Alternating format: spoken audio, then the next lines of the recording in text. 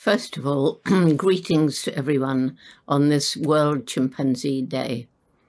And it makes me think back to those very early days when Gombe, it was a place where there was just me, and it was so magical. Those days have gone forever, but they're with me in my heart. Anyway, here's a series of questions that I've been asked, which I'll try to answer. First of all, the question is, you first arrived at Gombe to conduct your groundbreaking research. What emotions or thoughts overwhelmed you when you encountered a chimpanzee for the very first time? I regret to say feelings of intense frustration and concern, because all I got was a glimpse of a chimpanzee quite far away, and the moment he or she saw me, vanished. And this is what happened for the first 4 months. The next question. When you first observed tool use in chimpanzees, how were animals regarded before you made this observation? Well, that was an exciting day, and I can never forget just walking through the forest. It had been raining. I was cold and wet, and suddenly I saw a dark shape crouched over a termite mound. And looking through my binoculars, I saw that it was David Greybeard, and here he is, David Greybeard. It's a portrait of him, but a very good one. He was the chimp who first began to lose his fear of me. And so he let me get reasonably close, and through my binoculars I could see a hand reaching out, picking grass stems, pushing them into a termite mound, slowly withdrawing them and eating off the termites. Sometimes he picked a leafy twig and he had to carefully strip the leaves. So David Greybeard was using and making tools. And why was this so exciting? Because back then, scientists believed that humans and only humans were the tool-using animals. In fact, we were defined as man, the tool maker. And so really that changed everything. That was a very, very dramatic moment, because the National Geographic at that point agreed to fund my continuing research. Initially, I only had money for 6 months. I mean, after all, I'd never been to college even. But Louise Leakey, my mentor, managed to get 6 months' money. We'll see how she does. Well, the tool using meant that I could carry on beyond the 6 months. Does the study of chimpanzees help us to understand human behavior? Well, Louise Leakey wanted someone to study chimpanzees because they are our closest living relative. We share 98.6% of DNA with them.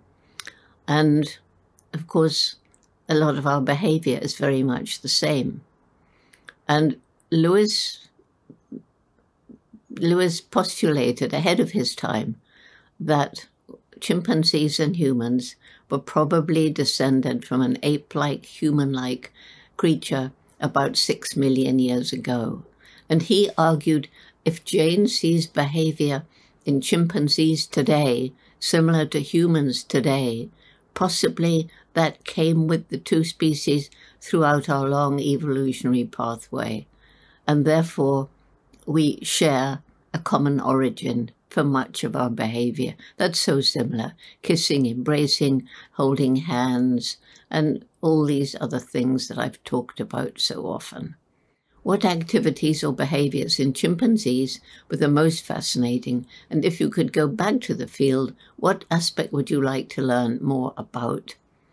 The answer to that is very definitely chimpanzee culture. When we had that big gathering in 1986 of the people who by then were studying chimps in, I think it was 7 different study sites across Africa. When I began, it was just me. And the questions that we wanted to ask were about chimpanzee behavior. How much behavior was so innately chimpanzee that we see it in different places across Africa? How much might be culturally determined? if culture is defined as behavior passed from one generation to the next through observational learning.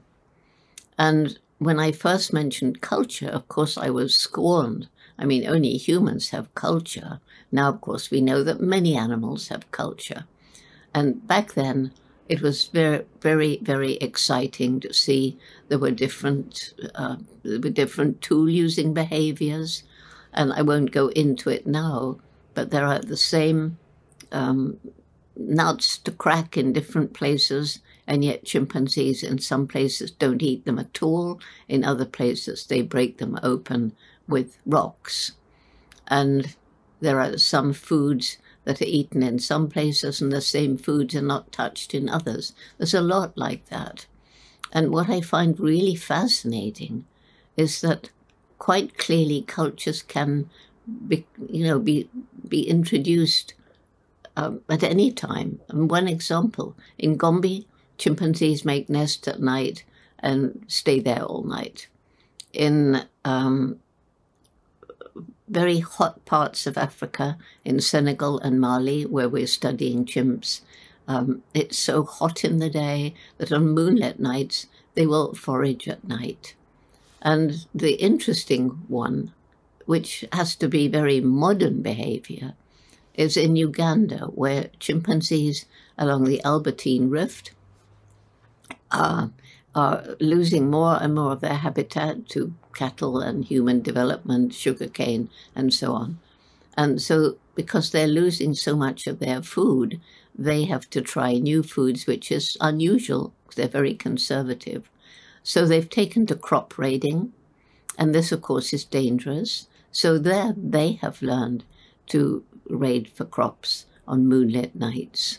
This is really fascinating, and I would love to study differences in their vocalizations and differences in gestures. We got a little bit of evidence that the same gesture may be used by chimps in different places, but for a different purpose. Next question. Well, the question was, what makes chimpanzees so like us and yet so unique? And the answer is every species is unique. The main difference between us and chimpanzees, and of course there are many, is that we've learned to speak with words. So unlike chimpanzees, we can teach our children about events that are far away and out of sight. We can discuss problems, bringing together people from different disciplines to try and solve those problems. And we can make plans for the distant future. We can share stories about events that happened in the past. And chimpanzees learn by observation. And they have rich communication system of sounds, postures, and gestures. But it's not quite the same as our talking. They couldn't sit around a campfire and tell stories to each other, so far as we know. So that's really fascinating. Next question. Among the various behaviors exhibited by chimpanzees, do you have a personal favorite? If so, what makes it particularly intriguing to you?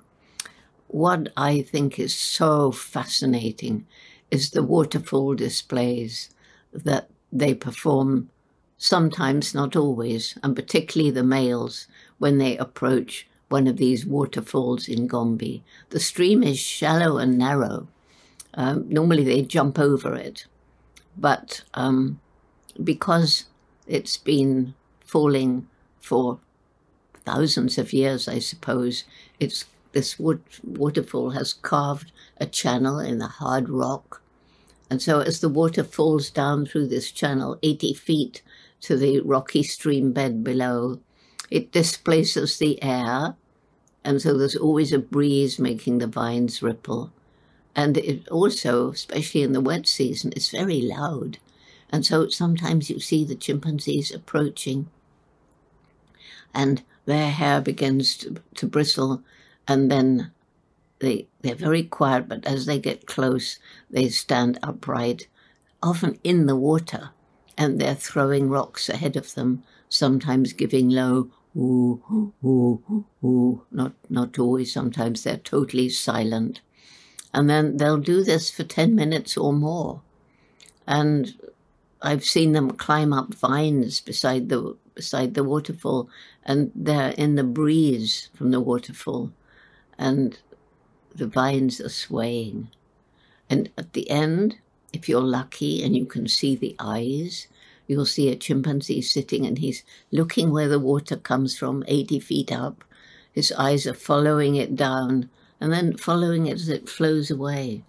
So here, if chimpanzees had language, if they could speak to each other with words, and they could discuss this amazing phenomena, which I think gives them a feeling of awe, wonder, such as we have, then that could give rise to one of the early animistic religions, when people worshipped the sun, the stars, the moon, and waterfalls, things that they couldn't understand. Next question. Throughout your remarkable career, can you share a specific encounter or moment with chimpanzees that left a lasting impression on you? Well, many of you will know this story.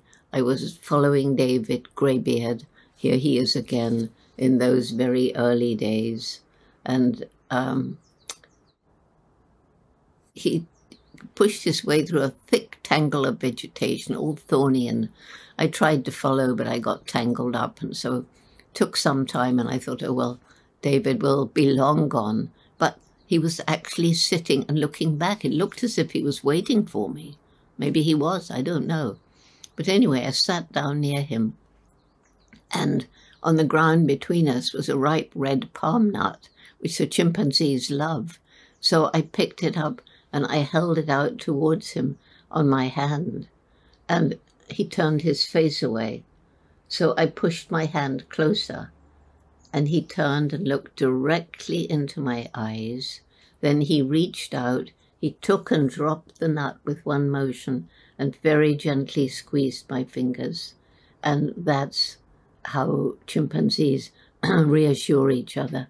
So in that one moment, we understood each other with gestures and signals that presumably predate words, something that we might see in our primitive ancestors. The next question, in order to safeguard chimpanzee habitats, what must be done? Well, of course, legislation setting land aside as protected areas is really important.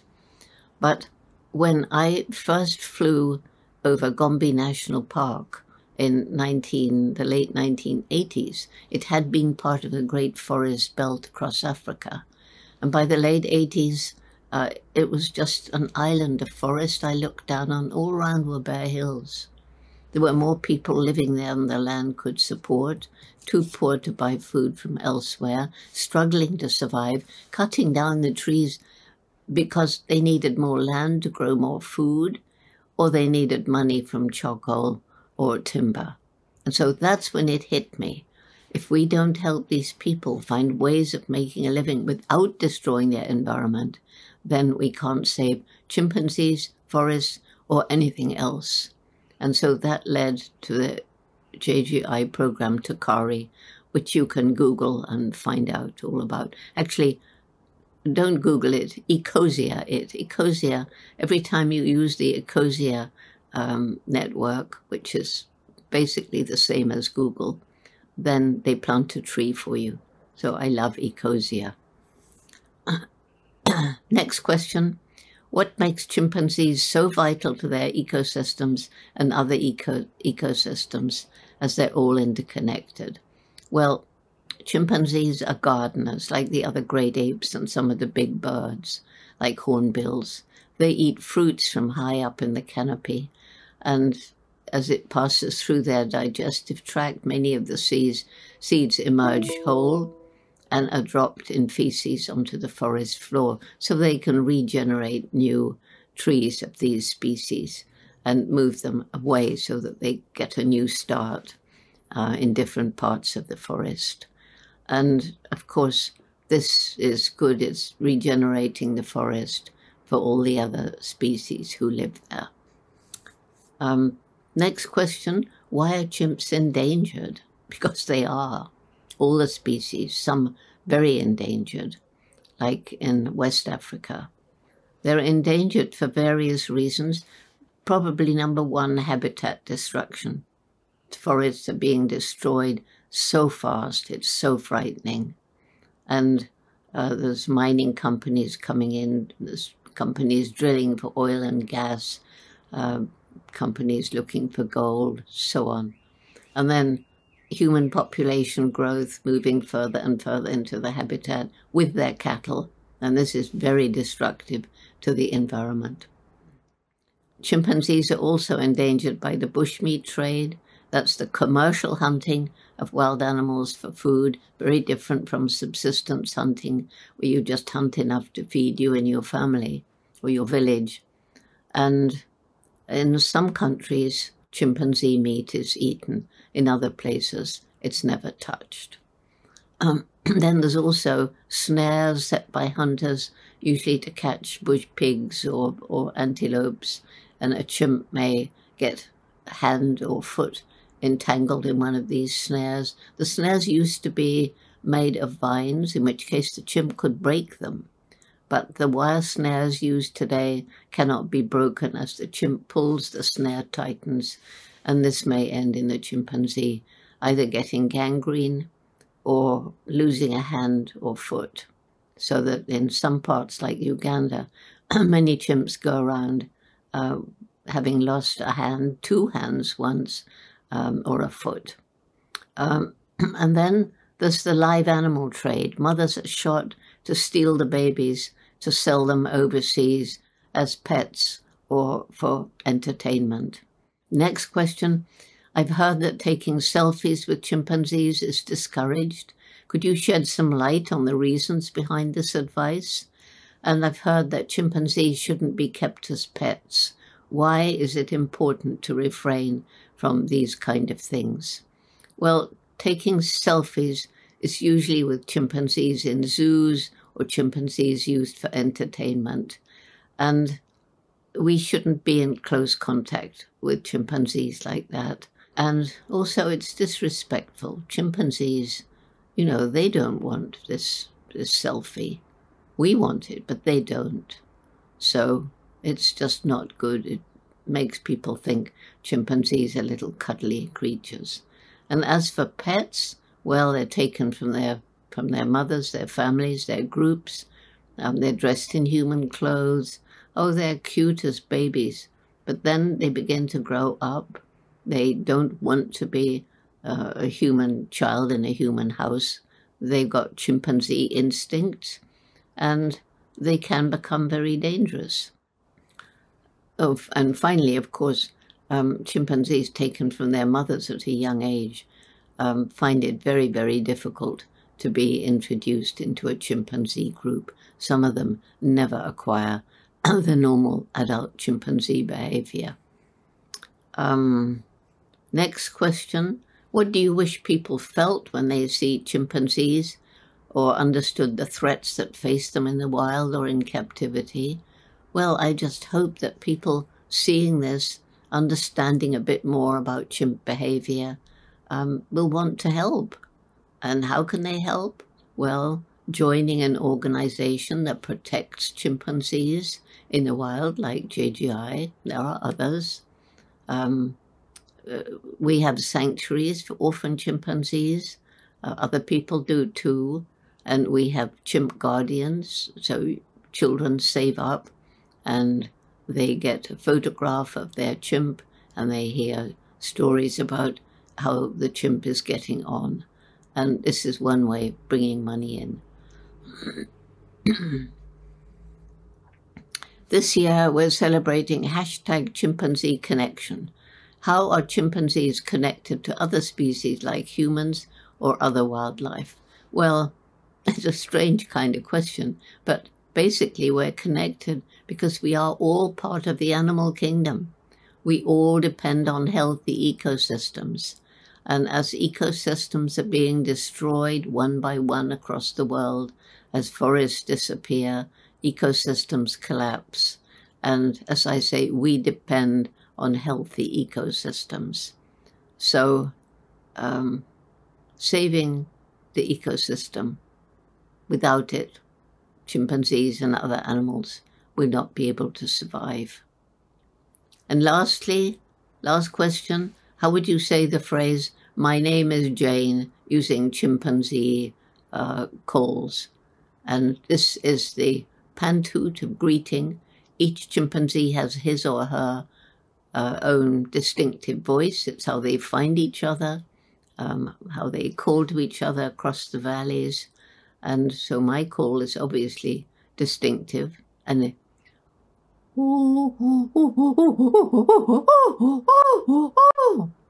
this is me, Jane. Well, you've learned some things about chimpanzees. You can learn an awful lot more, but time is running out. So please help us on Chimpanzee Day in any way that you can, and send in your ideas as to how you've helped or how someone else could help. Thank you. Bye now.